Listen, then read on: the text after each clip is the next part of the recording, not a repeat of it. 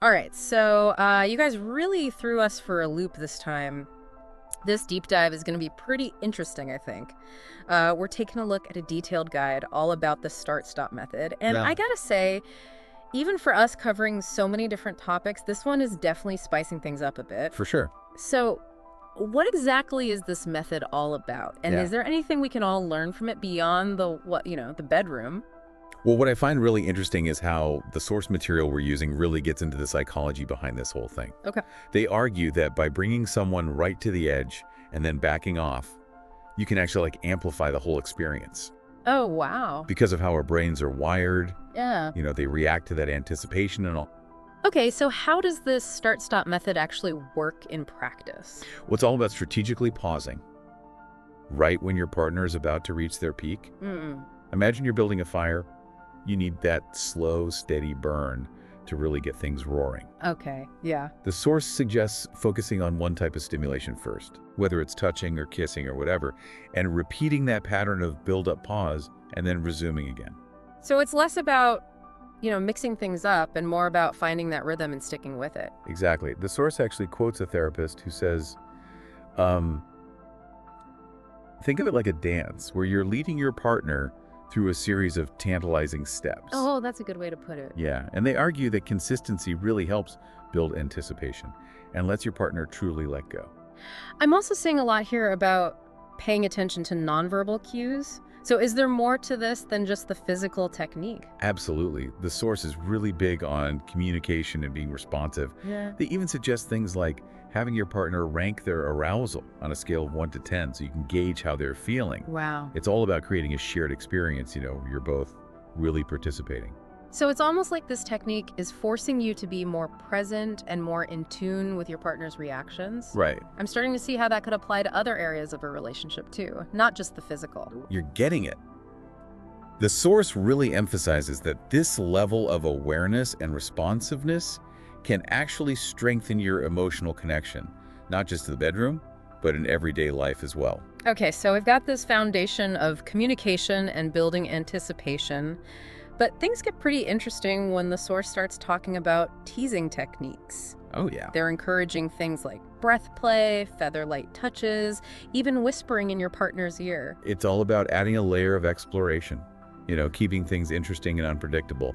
The source even suggests incorporating blindfolds or different textures to heighten the senses. Don't they also talk about the importance of respecting boundaries, though? Oh, for sure. Because while it's great to get creative, ultimately it's about making sure both partners are comfortable. Right. The Force reminds readers that what one person might find exciting, another might find uncomfortable. Of course. So communication and consent are still super important. That makes a lot of sense. It actually reminds me of research showing how anticipation can increase our enjoyment of things, even chocolate. Really? Yeah. So maybe there's a scientific basis for all this teasing after all. There very well could be. I think the source's emphasis on teasing just highlights how powerful anticipation can be, not just for physical pleasure, but for creating excitement and playfulness in any interaction. Now, something I found really interesting was the section on aftercare. Hmm.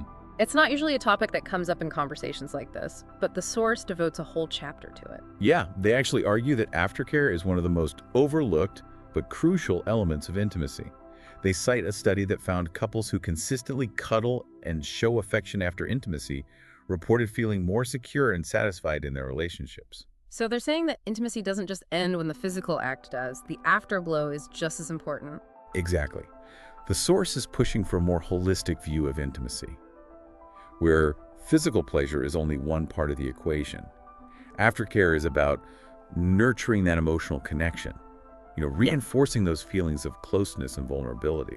Yeah, it seems like they're trying to shift the focus away from just, achieving a specific outcome Yeah, and more towards creating an experience that's more mindful and connected. I think that's a really valuable perspective for sure. They're really acknowledging the emotional and psychological aspects of intimacy, not just the physical sensations. So we've talked about communication and teasing and aftercare, but I'm curious, Yeah. how does the source address making all of this a sustainable practice? I mean, wouldn't it get exhausting to be constantly analyzing your partner's every move in the bedroom? That's a great question. They actually caution against overthinking it. They say the key is to find that balance between being attentive and just letting things flow naturally. Okay. They even suggest like incorporating mindfulness exercises into your daily routine, Oh, just to help you become more present and aware of your own body and your partner's. so it's not about turning intimacy into like a performance or something. Right. It's more about cultivating a deeper awareness and connection both in and out of the bedroom. Exactly. They argue that this heightened awareness can actually make the whole experience more enjoyable for both partners. How so? Well, because you're both more tuned to each other's needs and desires. They also talk a lot about the importance of lifelong learning and growth within a relationship, right? Absolutely. They have a whole section dedicated to becoming what they call a student of love, constantly seeking out new knowledge and experiences to enhance your intimacy. Okay, so I gotta admit, Yeah. some of the specific techniques in this guide are pretty out there. Like, they're suggesting using ice cubes, feathers, even massage oils with different scents. Hmm. Have you ever seen anything quite like this before? I mean, I've definitely read my fair share of books on intimacy, but this one definitely stands out in terms of its creativity and attention to detail. Do you think there's a risk that people might get too caught up in the mechanics of the techniques and lose sight of the bigger picture of connection and intimacy? That's definitely a valid concern. The source does emphasize that the techniques are just tools, Okay. and the most important ingredient is that genuine desire to connect with your partner on a deeper level. Right. They encourage readers to experiment and have fun, but always prioritize communication and mutual respect. It's like they're saying that the techniques are kind of like the spices in a recipe. Yeah. They can enhance the flavor, but the foundation of the dish has to be strong to begin with. I love that analogy. It really captures the essence of what they're trying to say. So while this guide dives deep into the specifics of the start-stop method, it seems like the real takeaway is about cultivating a more mindful, playful, and connected approach to intimacy. Exactly. The techniques are just a starting point. The real journey begins when you start applying these principles of communication, responsiveness, and exploration to your own unique relationship. I'm also noticing a theme of embracing vulnerability Yeah. and pushing past those comfort zones. Do they talk about how to navigate those potentially awkward conversations when you're trying something new with your partner? They do. The source really emphasizes the importance of creating a safe and non-judgmental space for both partners to express their desires and boundaries. They even suggest using humor to diffuse any tension and approach the whole thing with a sense of playfulness. So it's about creating an environment where both partners feel comfortable taking risks and being honest with each other, even if it means admitting they're not into something. Right. Because ultimately the goal is to create an experience that feels good for both of you, not just to follow a set of instructions. This is making me think about how these principles of communication and vulnerability could apply to other areas of life beyond the bedroom. Absolutely. Imagine applying those same principles to like a creative project or a difficult conversation, Right. or even just spending quality time with a loved one. So it's not just about spicing things up in the bedroom, it's about cultivating a more mindful and connected approach to life in general. I think that's a really beautiful way to put it. Wow, it's amazing how a deep dive into something as specific as, the start-stop method can lead to such broader insights about connection and communication in general. Yeah, it really is. That's kind of the beauty of exploring these seemingly niche topics, I think. They often hold these unexpected gems of wisdom that we can apply to all areas of our lives. So for our listener who's been with us this whole time and taking all this in, what would you say is the most important takeaway from this deep dive into the art of intimacy? Well, I think the core message here is that intimacy is a process. It's not like a destination. Okay. It's about cultivating presence awareness and that willingness to grow and evolve both individually and together as a couple. Yeah. And I think the techniques themselves are really just tools to facilitate that deeper connection. It's like they're saying that the real magic happens when you move beyond just, going through the motions. Right. And start approaching intimacy with intentionality and a genuine desire to connect on a deeper level. Exactly.